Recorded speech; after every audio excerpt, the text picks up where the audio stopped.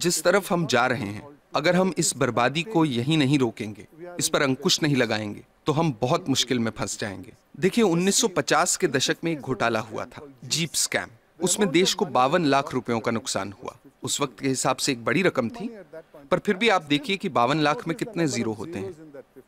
और भी कई घोटाले थे, LIC में मुंद्रा घोटाला, भारत बैंक का डालमिया घोटाला, नगरवाला स्कैम सेंट्रल बैंक में। हर साल घोटाले होते थे। सोचने वाली बात यह भी है कि सब घोटाले तो बाहर भी नहीं आते हैं। 100 में से कोई 1 या 2 ही जनता के सामने आ पाते हैं। अब 2010 पे आते हैं। कॉमनवेल्थ गेम्स, 70,000 करोड़ का घोटाला। 2G scam, 1,76,000 crore. 2012 पे आइए, कोलगेट घोटाला, 1,86,000 करोड़। अगर 1,86,000 करोड़ रुपए का एक घोटाला होता है तो देश की अर्थव्यवस्था पर क्या असर होगा, आप अंदाजा लगा सकते हैं। 1987 में देश के प्रधानमंत्री ने क्या कहा था, वो याद कीजिए। स्वर्गीय राजीव गांधी ने कहा था कि सरकार 1 रुपया गरीबों के लिए खर्चती है तो उसमें से सिर्फ 15 पैसे ही उन तक पहुंचते हैं। कुछ वक्त पहले कर्नाटक में हमने पढ़ा कि गरीबों को 1 रुपए किलो चावल देने की घोषणा हुई है, जिसके लिए सरकार एक मोटी रकम खर्च कर रही है।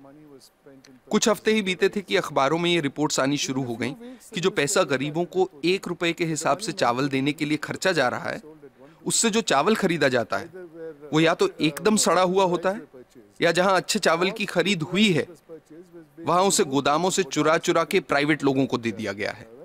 इस तरीके से पैसे की लूट हो रही है। कैसे बच पाएंगे हम? सर, इस तरह के घोटालों का, भ्रष्टाचार का आम लोगों की जिंदगी पर कैसे असर पड़ता है? आप अपने रोजमर्रा के खर्चों को देखिए।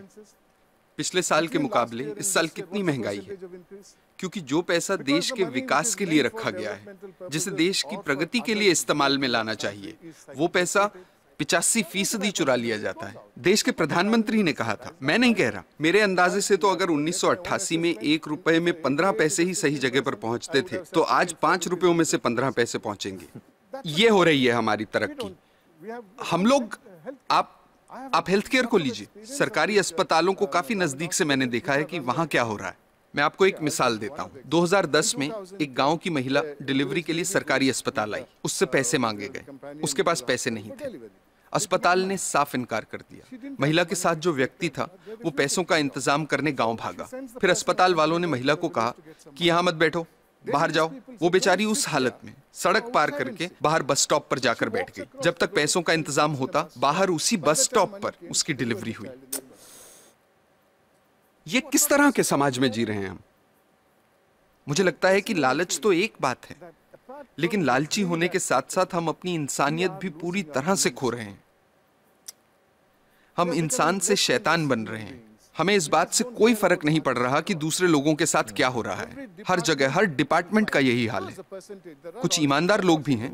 मैं ये नहीं कह रहा कि सभी 125 करोड़ लोग बेईमान हैं, लेकिन ज्यादातर लोग मजबूरी में ईमानदार हैं, क्योंकि उनके पास बेईमानी करने का मौका ही नहीं है। आज के हालात ऐसे हैं कि एक आदमी जो बड़े ओहदे पे है, वो अगर दूसरे पर उंगली उठाकर कहता है कि आप भ्रष्ट हैं, करप्ट हैं, तो सामने वाला इनकार नहीं करता। वो पलटकर कहता है कि आप नहीं हो क्या भ्रष्ट? That's so true. That is so true. ऐसी सोच बन चुकी है। यहाँ जो नौजवान मौजूद हैं, उनसे मैं कुछ कहना चाहता हूँ। Sure, please. मेरी पीढ़ी के लोग अब हालात नहीं बदल पाएंगे।